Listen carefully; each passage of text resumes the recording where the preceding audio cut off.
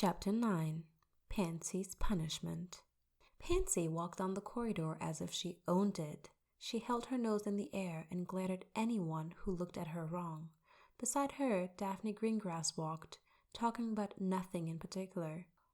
The two girls had just come back from divination and were now loitering in the same hallway Pansy had tried to trap Draco. The uneasy feeling in her stomach had come back, but it was dull and easy to ignore.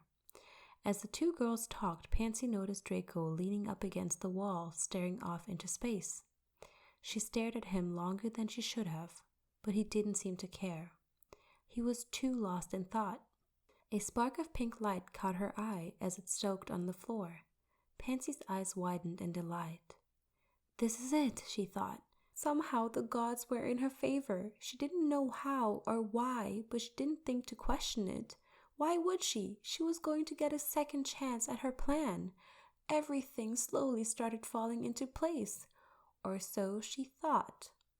Hey, Daph, I'll be right back, she told the girl next to her, making her way to Draco. She boldly passed the pink circled line, a smile on her face. That smile vanished when she saw who was really in the circle. Hermione's enchantment from the night before, falling as the pink circle flew up. Pansy gagged as Filch held Miss Norris in his arms. He gave her a confused look. What do you want, girl? He huffed, his slimy brown hair falling down to cover part of his face. No, no, no, Pansy whispered, hoping that this was a horrible nightmare. She pinched herself just to make sure. No! She yelled, running into the pink force field, only to be knocked back. Students came from different corridors, laughing as they saw Pansy's misfortune. They circled around her, knowing there was only one way to escape. In the air, Peeves flew singing, Pug-nose, kissy, kissy, Filch, who's achy, achy. Pansy fumed at the poltergeist who started making kissing sounds down the halls, causing more students to appear along with McGonagall. The headmistress had come to see what had caused such a ruckus in her school. She gasped in surprise when she saw Pansy Parkinson's predicament. Professor, help me! The girl shrieked while the students around her chanted, Kiss, kiss, kiss. McGonagall was shocked to see another one of her students trapped in this ridiculous Weasley trap. She wasn't sure how she would take it down, but she tried anyway. She raised her arms, her wand flicking back and forth as she muttered a basic spell that would break down enchantments. The pink circle did not waver. Hermione stood among the crowd, too stunned to speak. Draco was evil. No one deserved that fate, not even Pansy. A small smile graced her lips. It was quite amusing, though. What do you think? Brilliant, right? He asked from behind her. She nodded her head, giggling as she watched Pansy look at Filch with disgust. She has the same look as I when I figured out I had to kiss you, Hermione spoke, giving Draco a cheeky grin. Malfoy scoffed. Oh, little Miss Granger has jokes, does she? I didn't see that look when I kissed you in the common room the other night, he shot back, causing her to blush. She looked away from the chuckling blonde and back to the Slytherin stuck in the circle. Their eyes met, and suddenly Pansy became red. You did this, she fumed, pointing her finger at Hermione.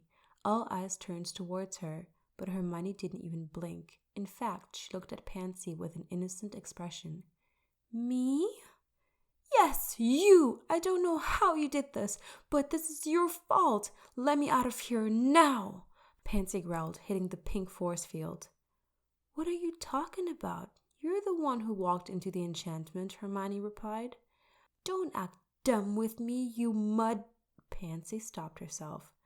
Granger, you set this up. Honestly, Parkinson, don't be childish. Why would I do such a thing like that? Pansy's face turned red with anger. Let me out of here, you filthy little sneak! Hermione glared, taking back her earlier thoughts. Pansy definitely deserved this. With a quick eye roll, Hermione turned around and walked away, ignoring the brunette who was screaming behind her. Filch, who stood away, watched with wide eyes. He had finally realized that he was trapped in a Weasley product he had banned.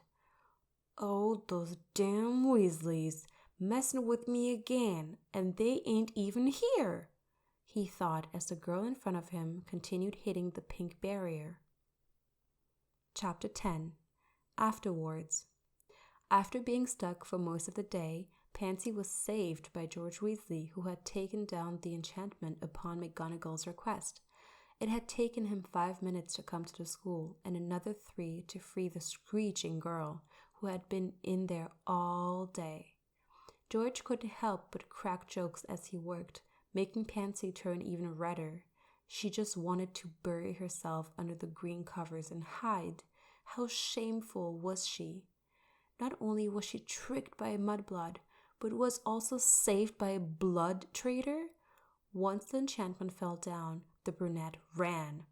Flitch, on the other hand, turned around and pointed a finger at the former student.